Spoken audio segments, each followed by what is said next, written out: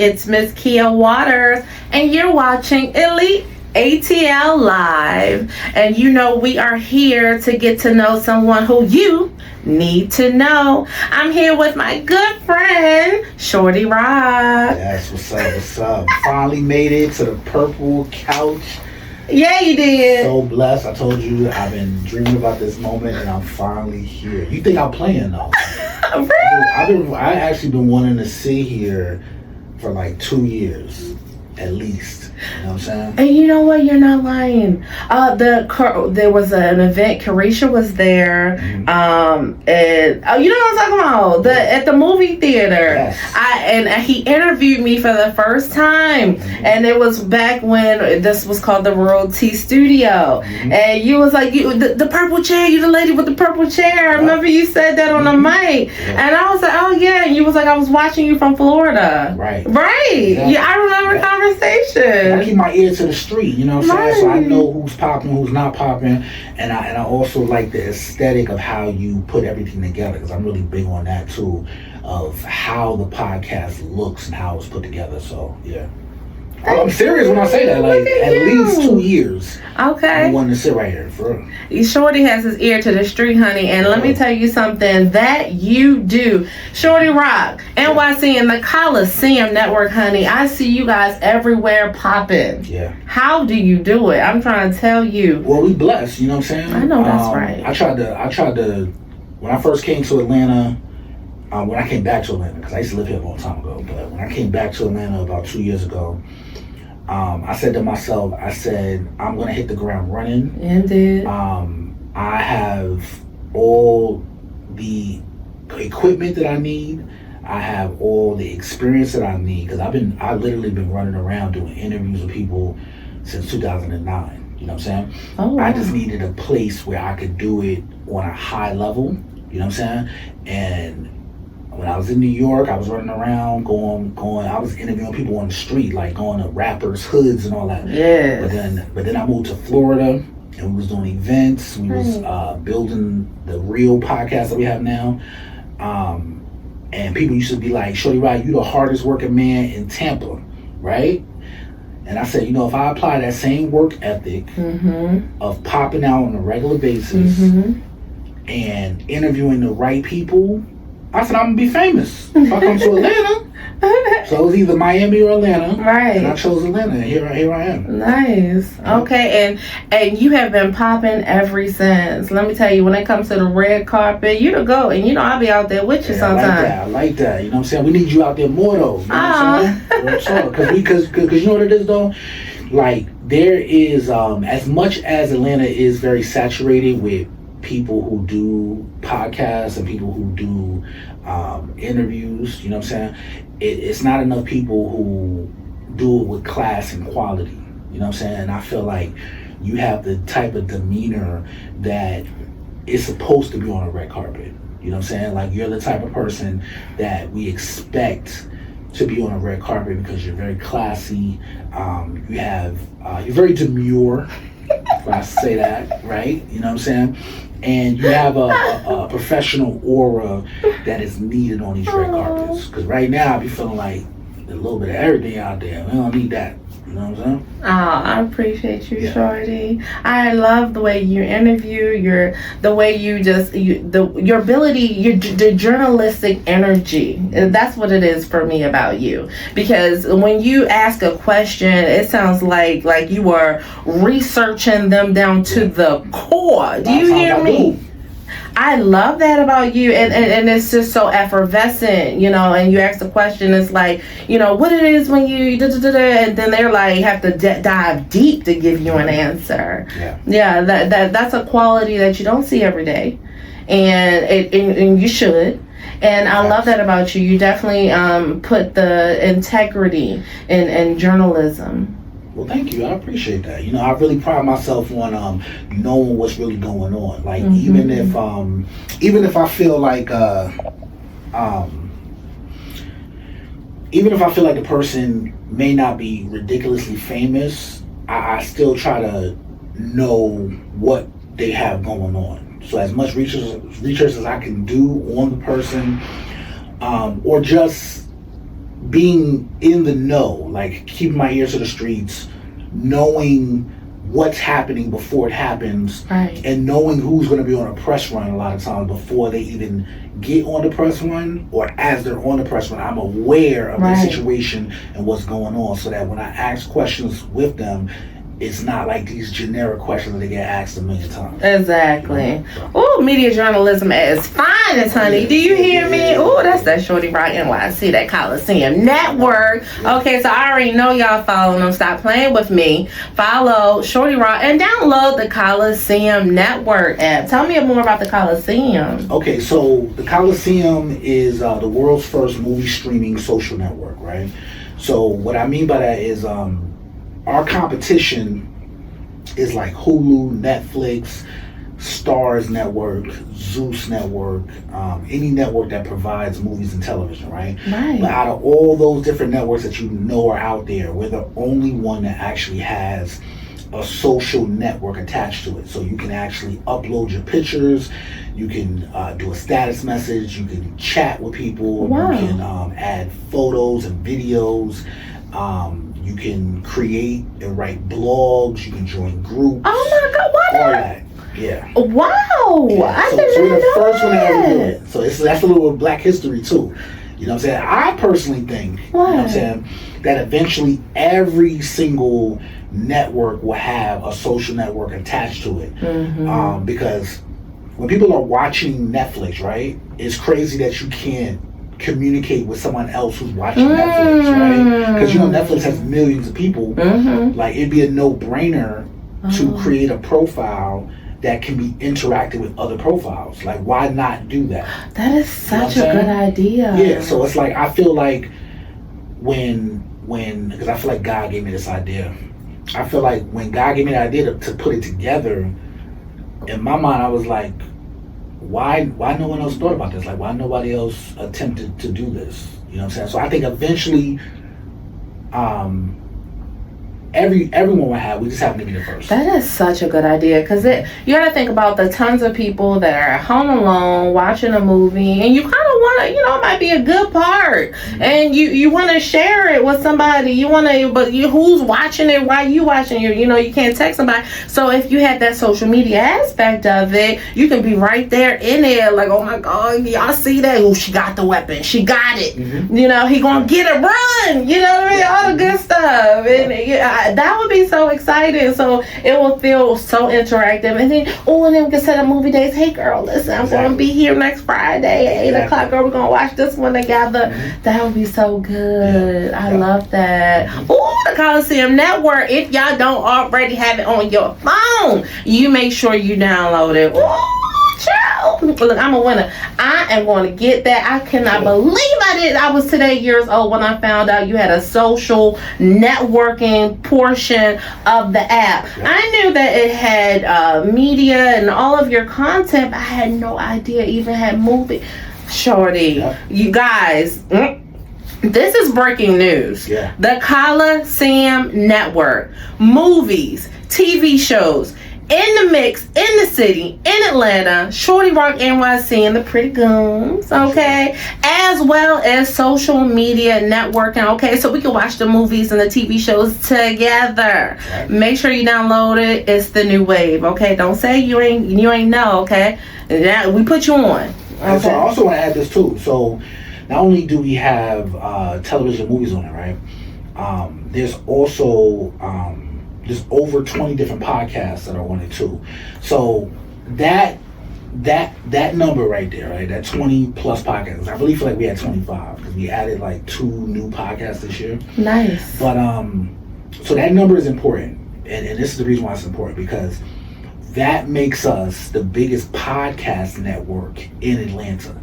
So literally, there's other podcast networks that are out there, but none of them have over 20 podcasts that are all under one roof. You know what I'm saying? And it's been a blessing because out of those 20 podcasts, I probably had a hand in producing or creating probably about 15 of them. Oh, nice. And then the other podcasts are independent podcasts that have come under our umbrella to be a part of the Khaliseum, and you can watch their podcasts on there as well. Plus, We have it's 4 different magazines that you can read if you're subscribed to the Khaliseum. And then there's one radio network that has 7 different radio shows. So it's a full interactive app. Like, it's literally something that you could be on 24/7 because you have music, you have podcasts, you have movies and television. Then you also can read magazines, and then you can also interact with people. So we're trying to really create a platform where people are constantly interacting, watching media. So on all things entertainment. Yes. Everything. Entertainment. Everything. Yes. Everything entertainment. We're looking to get to about 100 different podcasts by the year 2028. Okay. Because we want a podcast for everything. We want people who do podcasts for cooking, people who do podcasts that involve sports, whether it's home and garden type of stuff. Like, we want people who have independent podcasts to be a part of our platform, so that no matter what you're into, you'll be able to listen to music, read magazines, and watch whatever TV show or movie plus whatever podcast you're into. It's going to be on there. You heard it here first. The Khaliseum Network is looking for podcasts. If you have a podcast, you make sure you tap in with Shorty Roc NYC to get on the Khaliseum Network. If you haven't downloaded the app, you make sure you download it right now, okay? This could be your big one, okay? Because once we start promoting this thing and it's going crazy, you want to make sure that you are on it. If you got talent, we want you. If you got a show, we want you, okay? You tap in with Shorty Roc NYC. That's right. We need this podcast on the conference. You know what I'm saying? It's a cross promotion. Feature you at the top. You know what I'm saying? All that. Do some commercials for you. Yeah, because that's one of the things we do when we bring on a podcast. We like to promote them just as much as we promote our original shows too. So it's like, you know, we want you to have your own little section as well. You know, maybe a little group forum just for the little purple square. Yeah, exactly. You know what I'm saying? All I fit right in there. Right. You know what I'm saying? Maybe make some merchandise for you. Ew. You feel me? So. Oh, I like these little cushions. Don't get me excited now. Right. No, Shorty Roc, I'm listening to you. I'm watching you over the past 2 years. You are an amazing businessman. Thank you. Like, tell me more about how that got ingrained in you, or does it come from the heavens above? Tell me more. I say a little bit of both. I know that's right. But also, I'm from New York. You know what I'm saying? So everybody's a hustler up there in some type of way. If you ever visit New York, I would encourage you to go to, if you really want to see the spirit of hustling, go to Canal Street. Like, Canal Street is where you could buy a Rolex, you can buy a Gucci bag, you can buy whatever designer you want. But the moment you walk down that street, it's going to be 15 people trying to sell you something. 15 Africans out there trying to hustle something, trying to get you to buy some fake Jordans, some fake Gucci, some fake something. You know what I'm saying? This has been going on for years. For years. You've been seeing like Coming to America, for example. Yeah. It's just like that. Just like that. In modern day time, right now, if you go there, there's going to be 15 people trying to sell you something. So it's like in New York, you kind of get this understanding that money is everywhere. It's all around you. Right. And it's up to you to figure out how to get it in your pocket. You know what I'm saying? Mm-hmm. So it's like, growing up, I always used to see people hustling. A lot of times hustling the wrong thing. Mm-hmm. You know what I'm saying? Were you a street merchant at any point? You know what?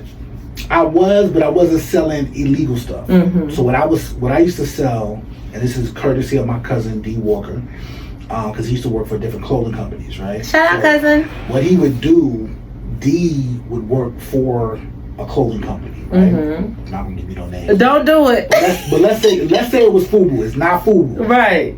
FUBU was from Baltimore. Okay, so let's say FUBU had a showroom in Manhattan. Okay. Right? So my cousin would work there. He would be the one that'd be like marketing to different stores all around America, right? So he would be the one to get FUBU into the store that was in California or in Arkansas, something like that, right? But what he would do is he would get the samples, because you'd have to have a sample to show people Right. the clothing. Like if Fubu came out with a new T-shirt, right? Right. They would have samples at the showroom. Right. Yeah. So my cousin, he would take the samples, right? Naturally. From the showroom, bring them back to his apartment, and have me on the streets of like Harlem selling all the samples. So it might be like a Fubu shirt. It's not Fubu. It's not Fubu. But like it'd be like a Fubu shirt that you've never seen before, because it's a one-of-one. It's a sample. Maybe they put it out. Maybe they didn't put it out. Or maybe they made some changes to it. Exactly. So I would have all these samples. Like I would have boxes and boxes of samples. Wow. And I'd be literally sitting on the corner in Harlem, or maybe I'd be doing it in the Bronx too, wherever my cousin was at. Right. And I'd be out there selling hats, coats, T-shirts, sweatshirts, jumpsuits, whatever out there on the streets, and people would come up and buy. You know what I'm saying? And if I couldn't sell it all, my cousin's super hustler. I know that's If I brought back anything, I don't care if it was like 2 shirts, my cousin would be like, "Give me that," and then he would go outside, come back with money, and he would still break me off, which I thought was amazing. Oh, that's nice. You know what I'm saying? Mm-hmm. He would still bring me off with some money, even though I ain't sell the last couple things. Right. But it was times where I came back with a whole box of stuff. I'm like, yo, I couldn't sell it. He'd come back 15, 30 minutes later. All is gone. So I wasn't selling no drugs. Well, not an elite. Well, I don't know if it was illegal or not, but I wasn't selling it like that. But I was a street merchant. So you're right. So and you learned the skills of the trade. But when it comes to business, I mean, aside from sales, it's just operations, you know, and that's an area where I thrive as well. And so I see that in you. You know, you're able to create and manage other talent, you know, and create operations and systems to make other businesses flourish. Yeah. You know, tell me where that comes from. So that really comes from me working in the corporate world, honestly. So like, so a couple things. For years, I used to work as a recruiter in the human resources department of different companies. Right. I used to be a headhunter for like certain companies when they were looking for like even things like scientists. Oh wow. You know, where the salary started at probably like $100,000, you know what I'm saying? And then I've also recruited for like nonprofit organizations who needed people for, you know, a food kitchen, or just needed volunteers like that. So I work with different companies like the Salvation Army, different corporate entities. But what I noticed while I was there, and even different temp agencies, like I was doing that for years and years and years. But what I noticed there is that there are certain systems and programs that they used that I had to learn over time. And then when I started to say, hey, I want to create my own business, I started using some of those same programs, you know, the CRMs. I started using like some of their software to recruit people. Absolutely. So I'm really good at I'm really good at creating a team and processing them in a computer digital format, and then being able to distribute information and disseminate information online. I love that. That makes sense. My operations, you know, we understand the language. And then also I was in school for computer science too. So amazing. I've learned how to build apps. I've learned how to create websites. I've done programming. And now my new thing is I'm really good with AI. Yes, absolutely. That's the wave. Yeah, so and I'm getting into automation and just kind of creating systems that kind of help my business, you know. I love that, Shorty. And I definitely see just so many bright things in your future. The Khaliseum Network, wow. Okay. And we're just scratching the surface of all the attributes to the amazing character of a man and businessman that you are. Entrepreneur, wow. What's next for Shorty Roc and the Khaliseum Network? Well, two things. So one, when I was in Florida, I had opened up an event hall, and I had opened up a clothing store. So and that's what I was pretty much doing before I came to Atlanta. So before I came to Atlanta, I probably didn't really even have like a regular job for like the past 3 or 4 years. I just been straight doing the event hall and doing the clothing store. So that's something I want to bring back. So we did open up the Khaliseum Studios, where I created a production studio actually at my house. So so we shoot all the shows that we do in-house at that production studio right now.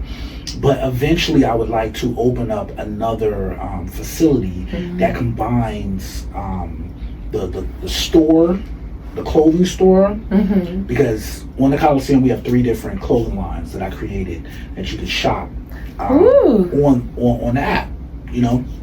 But I want to bring back the clothing store, but I also want to have a section where we can do events and stuff there too, because we're really big on performing arts. So whether it's poetry, whether it's singing and songwriting, whether it's putting on plays, or just film in general, because I've directed films, I've created films. That's kind of how the whole Khaliseum thing started, just because I made a film and I was like, where we're gonna put it at? You know what I'm saying? I was like, we can put it on YouTube, but then what if YouTube folds? Right. Then there's my audience on your platform. Yeah, so you hear it all the time. Yeah, so that's why I created the Khaliseum. But I produce, write, and direct films. I've done about 4 of them. They're on the Khaliseum, and but I want a place where we can actually shoot the films and also shoot plays, and all these creative ideas that I have. I want to be able to do it in real life at our own facility. So that would be the future. That would be like 2027, 2028, what we're looking to do. You know, take all those podcasts that we're shooting at the house, take them and put them in a facility, so we can create sets like this beautiful set that you have here for each and every one. Right now, we're just kind of rearranging couches and rearranging paintings and the objects that you see around these chairs, but eventually creating full sets that are just stay there. Right. You know, more coming soon. Shows, right? Oh, yes. But for now, the content is there. The Khaliseum Network, okay? Way more to come, but honey, we entertaining you down as we speak on the Khaliseum Network, okay? So I'm downloading it as soon as I'm done here, because I can't believe that I've been missing out, okay? So you make sure you don't miss out to download the Khaliseum Network, and make sure you're following my guy Shorty Roc NYC, honey. He is a businessman. He is the owner of the Khaliseum Network. He is just a jack of all trades when it comes to business. He is one who you need to follow. He has his ear to the streets. Do you hear me? You make sure you are following him if you're not already. Stop playing. I'm also a relationship guru too. Oh no, he didn't. I feel like if Dr. Cheyenne Bryant don't need no titles or no proof of the degrees, I feel like I can do the same thing. Oh. So I'm a relationship guru. Oh. On my podcast, Shorty Roc NYC podcast. I give a lot of relationship advice. You know what I'm saying? People write me, ask me for relationship advice, and I give amazing, top-notch, quality relationship advice. Oh. You know what I'm saying? I'm still in shock over here. So if you need some relationship advice, you be hitting me up, because I can get you right. Especially y'all ladies who love dealing with the wrong man. There's a lot of y'all out there. If you need some relationship advice, let me know. I'll let you know if he's a bum. I'll let you know if you need to run. Okay? Or if he's a good guy and you need to stop playing around, go ahead and get married. You know what I'm saying? Because I do feel like marriage should be on the table, or what else are we doing? I know what I'm that's saying? right. You feel me? If we not trying to get married, I ain't trying to date you. Yeah. You feel Okay. me? So. Oh, and then you got some values as well. Yes. So I don't know. I think you guys, if you are going through something in your relationship and you want someone that's relatable and experienced, I think you need to check out Shorty Roc NYC, honey, because it sounds like his advice is coming from a good, solid place. Okay, look, and I got his number, so I might be. So you make sure you tap in his DMs, okay? Yeah. And make sure you follow his podcast, okay, for them nuggets. Shorty, is there anything else you'd like to say to my elite fleet? I do want to just give some advice to people that are in this business, right? So if you are trying to get into the entertainment business, or you have a podcast, or you're trying to get into media, I do want to encourage you not to sell your soul. You know, so many times people get into the space where they're surrounded by celebrities, or they want to be in front of celebrities, and they begin to lose themselves or compromise themselves based on the opportunities that are presented. It's more like, okay, we can take you here if you do this, you know. And I just want to encourage everybody that you don't gotta sacrifice your integrity. You don't gotta sacrifice your belief in God. You don't have to do anything strange for some change. You know what I'm saying? Mm-hmm. Maintain your integrity, maintain who you are as a person, put God first, and really understand that anything worth having does take time, and anything of value is going to require hard work. So if it's too easy, too fast, don't take it. All right, but let God present the opportunities to you, the right opportunities, and then when you get that peace, or you get that unction in your spirit that says go with it. But if it's evil, if it's derived by devilish intent, don't go after it, because it'll lead to destruction and a compromise of your whole life, and you don't want to do that, you know. So get famous, get rich, get big, for the right reasons and with the right intentions. Ooh, amazing. Amen. And agreed, Shorty. Okay, my friend is a philosopher, and he knows what he is talking about. You make sure you tap into my friend Shorty Roc NYC for this type of wisdom on a regular basis. Thank you so much for watching. It's Mzz Kia Waters and my guest Shorty Roc. Yeah, you already know. Thanks so much for watching, guys, and we'll see you next time. All right.